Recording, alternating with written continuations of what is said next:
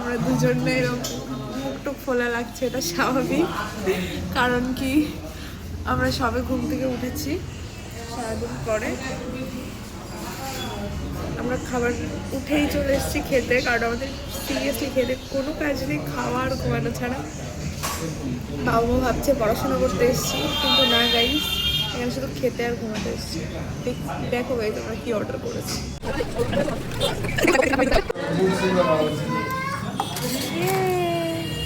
সোজা খেয়ে দিয়ে মলে ঘুরতে চলে এসেছি। আমাদের কাছে টাকা নেই, তাও আমরা সুন্দর সুন্দর জিনিস আমরা দেখছি গাইস, যেগুলো দেখলেই নিতে ইচ্ছা করছে, কিন্তু আমরা তো গরিব। এই যে আমার সাথে এসছে আমার রুমমেট, যে সব কিছু শুধু দেখেই যাচ্ছে আর ট্রাই করে যাচ্ছে, কিছু কিনছে না। একটা ব্যাগ খুব পছন্দ হয়েছে গাইস, দেখাচ্ছি আমি তোমাদের, দাঁড়াও। ব্যাগটা সুন্দর না? খুব সুন্দর সুন্দর কালেকশন আছে, তোমরা চাইলে আসতে পারো। বাচ্চাদের জন্য এই যে এগুলো গিফট, বার্থডে গিফট করতে পারো, অসুবিধা নেই।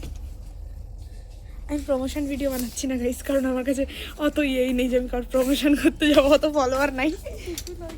এটা তো দেখানোই যাবে না ব্লগে।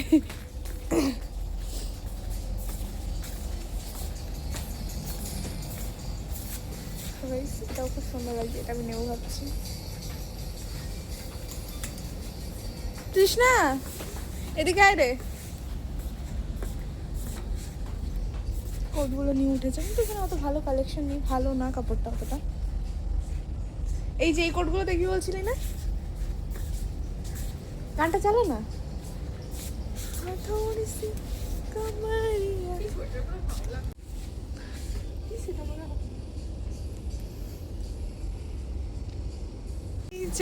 को मजनू बनाकर चलती कहाँ चलती प्यार के पंगे। गाइस শুধু দেখে দেখে ইয়ে করছে। এটা সুন্দর না গাইস?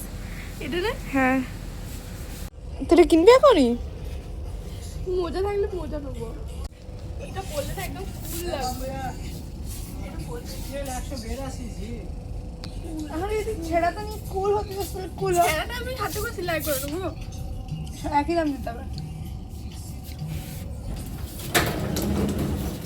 ডিসকাউন্ট করে চলে আসতো।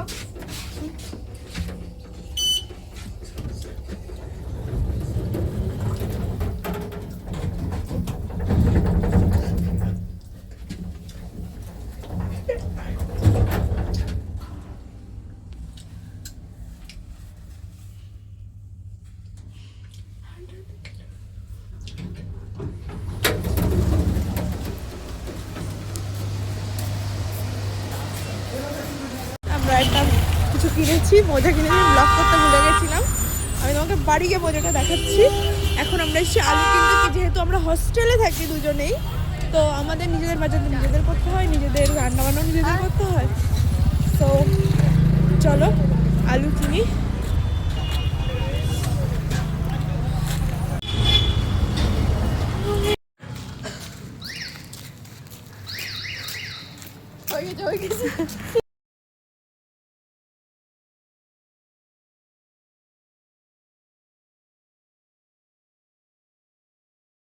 আমরা পৌঁছে গেছি গাইস বাড়িতে, কিন্তু আমাদের 4 তলায় রুম, এটা একটা সমস্যা গাইস, কিচ্ছু করার নেই, খুব কষ্ট হয়ে যায়।